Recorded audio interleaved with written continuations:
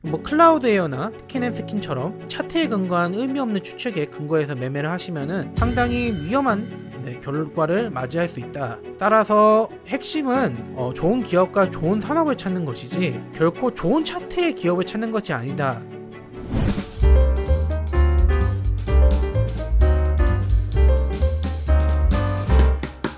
안녕하십니까, 레드버티컬의 리서처 정주항입니다. 차트 매매 2부 영상에서는 차트 매매 1부 영상이 이어서 더 구체적인 사례와 이론을 통해서 차트 매매를 올바르게 이해하고 차트 매매를 좀 더 깊이 있게 이해하는 시간을 가져보고자 영상을 촬영하게 되었습니다. 그렇게 해서 차트에 대한 구체적인 사례를 여러분들에게 설명드리기에 앞서서 효율적 시장 가설이라는 내용에 대해서 여러분들에게 간단하게 설명을 드리고자 하는데요.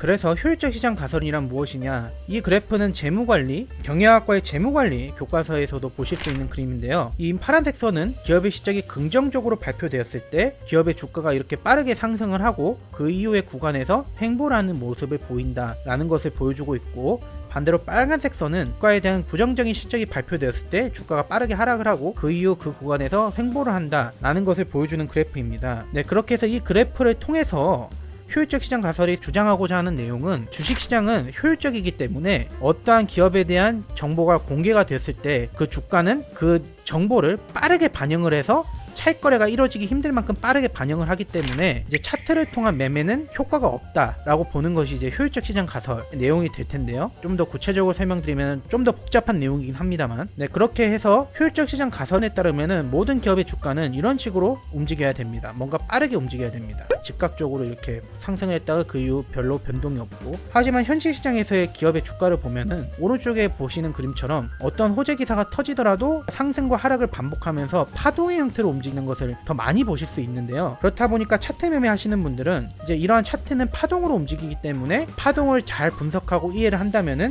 이로써도 충분히 좋은 이제 수익을 낼 수 있다라고 보는 것이 이제 차트 매매 하시는 분들의 주장이 되겠습니다. 차트를 통해서만 매매를 하시는 분들은 기업의 주가는 어떠한 기업에 대한 호재를 천천히 반영하기 때문에 반영하는 모습을 통해서 충분히 차익 거래를 발생시킬 수가 있다라고 보는 것인데요. 그렇게 해서 차트 매매를 하시는 분들은 차트가 이러한 형태의 파동을 그리기 때문에 충분히 차트를 분석하고 그 파동을 분석함으로써 그러한 차익 거래의 기회를 누릴 수가 있다라고 보는 것이 차트 매매를 하시는 분들의 핵심적인 내용이 되겠는데요. 이제 저희는 다양한 사례를 통해서 그렇지 않다라고 답변을 드릴 수 있을 것 같습니다. 이 차트를 보시면은 KTCS라는 기업의 차트인데요. 기업이 상승 박스의 형태로 움직이는 것을 확인하실 수가 있습니다. 그러다가 이때 박스 하단 이탈이 발생을 했고, 이러면서 추가적인 이렇게 하락이 나오는 것을 확인하실 수가 있는데요. 이와는 대조적으로 하나 에어로스페이스 같은 경우에는 상승 박스 형태로 움직이는 건 동일합니다. 그러다가 이제 박스 하단 이탈이 최근에 이루어졌는데, 그럼에도 불구하고 이렇게 빠르게 반등을 하면서 오히려 지금은 신고가의 영역에 주가가 위치해 있는 것을 확인하실 수가 있습니다.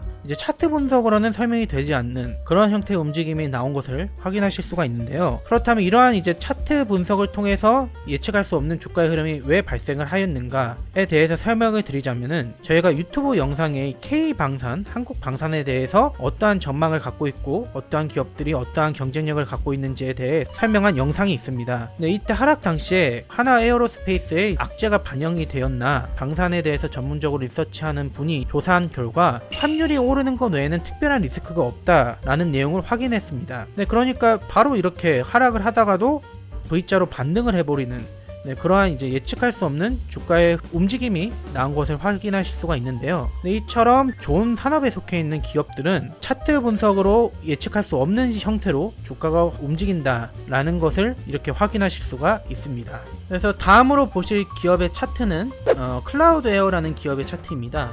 클라우드에어 같은 경우에는 이때 많은 투자자들의 관심을 받았는데요. 그 이유가 주가가 지금 보시면 거의 바닥에 위치해 있는 상태이고, 거래대금이 현재 지금 이 기업의 시가총액이 700억 안 되는 상황인데, 이 하루에만 터진 거래대금이 2,500억 가까이 터졌습니다.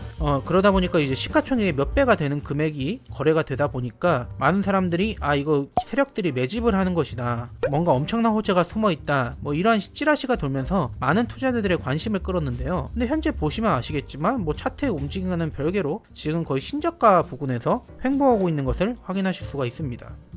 그렇게 해서 클라우드에어라는 종목이랑 관련해서 보실 종목은 KPF라는 종목인데요. KPF라는 종목은 지금 촬영 당일 이제 8월 3일날 상한가를 갔습니다. 근데 상당히 차트적으로 클라우드 에어랑 비슷한 모양을 확인하실 수가 있는데요. 이렇게 바닥에서 지금 조정을 받는 형태의 차트 모습을 그리면서 대량의 거래량이 여러 번 터진 것을 확인하실 수가 있죠. 그런데 클라우드 에어랑은 반대로 이렇게 상한가를 가면서 많은 투자자들의 관심을 또 한 번 받는 그런 형태의 움직임을 확인하실 수가 있는데, 그렇다면 이제 클라우드 에어와 KPF의 차이점은 무엇이었냐? KPF 같은 경우에는 자회사가 많았습니다. 네, 그리고 기업의 실적을 확인해 보시면은 기업의 실적이 상당히 이제 개선되고 있다는 것을 확인하실 수가 있는데요. 2022년 같은 경우에는 매출액이 58% 가까이 상승을 하고 영업이익이 12억에서 414억까지 상승할 것이라고 지금 예측이 되어 있는데, 이렇게 큰 성장을 할 것으로 예측이 되면서 KPF의 자회사 중 하나가 로봇 부품 관련주로 또 수혜 예상이 되면서 이제 많은 투자자들이 이제 자회사가 크게 성장을 할 것으로 예상이 되고 KPF도 괜찮은 산업에 있기 때문에 이렇게 클라우드 에어랑 차트가 비슷한 형태이지만 오늘 상한가를 가버린 그러한 모습을 확인하실 수가 있습니다. 클라우드 에어 같은 경우에는 간단하게 실적을 확인해 보시면은 상당히 작은 것을 확인해 보실 수가 있습니다. 매출액 159억에 영업이익 13억으로 작은 기업이었다. 그렇다고 해서 성장성이 좋은 상황이었냐? 그렇지도 않았다. 그렇기 때문에 결국에는 KPF와 클라우드 에어는 비슷한 차트 형태를 그렸지만 다른 운명을 맞이하게 된 것을 확인하실 수가 있습니다. 그리고 이제 마지막으로 스킨앤스킨이라는 기업의 차트를 보실 텐데요. 스킨앤스킨 같은 경우에는 거래 정지가 되기 전에 이렇게 독특한 차트 형태를 띄었던 것을 볼 수 있습니다. 그렇게 해서 거래 정지가 되기 며칠 전에 갑자기 상한가를 가면서 그때 기사를 찾아보면은 어떠한 특별한 기사도 없었는데, 특별한 기사도 없이 상한가를 가서 그 가격 부분에서 거래량을 한 번 더 크게 발생을 시키면서 횡보하는 모습을 보실 수 있는데요. 그 상태에서 갑자기 이렇게 큰 하락이 나오더니 다시 그 예전 주가로 회귀하는 모습을 확인하실 수가 있습니다. 차트 매매를 하시는 분들 관점에서는 커다란 이제 거래량이 터진 거 보니까 매집을 한 거다, 세력들이 라고 이제 해석을 하실 수도 있는데요. 그렇게 됐다고 한다면 이제 이런 하락을 피하지 못했을 거고, 심지어 거래 정지도 당한 상태로 이 주식에 돈이 묶이는 것을 피할 수 없었겠죠. 그렇게 해서 이번 시간에 이런 구체적인 사례들을 통해서 제가 설명하고자 했던 내용은, 차트의 움직임은 사실상 기업을 둘러싼 다양한 정보들에 의해 결정된 하나의 결과물이지 결코 이런 하나하나의 움직임으로 미래 주가를 예측하는데 사용하기에는 다소 불완전한 정보다. 그렇기 때문에 하나 에어로스페이스나 그 외 다양한 기업들의 주가 흐름이 과거의 차트 움직임으로 예측할 수 없게 움직이는 것을 확인하신 것처럼, 기업의 주가를 정확하게 예측하기 위해서는 단순히 차트만 볼 것이 아니라 기업을 둘러싼 다양한 정보들, 기업의 성장성과 실적, 그리고 산업의 성장성, 환경이 어떠한 환경에 처해 있는지, 이런 것들을 종합적으로 확인해서 기업의 주가를 예측해야 한다라고 설명을 드릴 수 있을 것 같습니다. 그래서 차트 매매라는 것은 어떻게 활용해야 되는가? 아무리 좋은 기업이 있다 해도 이렇게 최근에 크게 상승을 했으면은 이렇게 조정이란 게 발생을 합니다. 그렇기 때문에 좋은 기업을 찾아냈다고 하더라도 차트상으로 이거 너무 최근에 급등을 많이 했다 라고 판단이 되면은 이제 조금 기다렸다가 이제 살 수 있는 그런 판단을 하는데 차트 매매가 활용될 수 있겠죠. 이제 그런 식으로 활용을 하셔야 되지, 클라우드 에어나 스킨앤스킨처럼 차트에 근거한 의미 없는 추측에 근거해서 매매를 하시면은 상당히 위험한 결과를 맞이할 수 있다. 따라서 핵심은 좋은 기업과 좋은 산업을 찾는 것이지 결코 좋은 차트의 기업을 찾는 것이 아니다 라는 것을 말씀드릴 수 있을 것 같습니다.